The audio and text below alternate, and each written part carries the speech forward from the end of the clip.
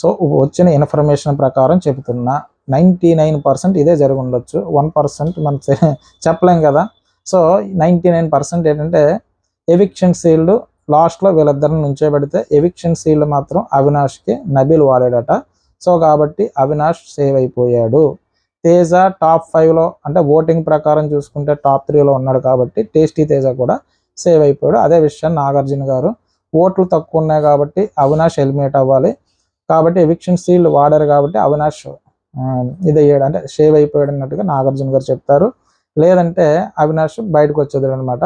so Avinash కోసం eviction sealed వాడే నబీల్ అక్కడ ఏదైతే అవినాష్ కష్టపడ్డాడో ఎప్పుడైతే ఆ మోటార్ టాస్క్లో నబీలు అవినాష్కి కెప్టెన్ అంటే మెగా చీఫ్ చేస్తానని మాట ఇచ్చాడు కదా, నువ్వు విన్నావు అన్నట్టుగా, దానికి కృతజ్ఞతా భావంగా తను మెగా చీఫ్ కంటెండర్గా చేసిన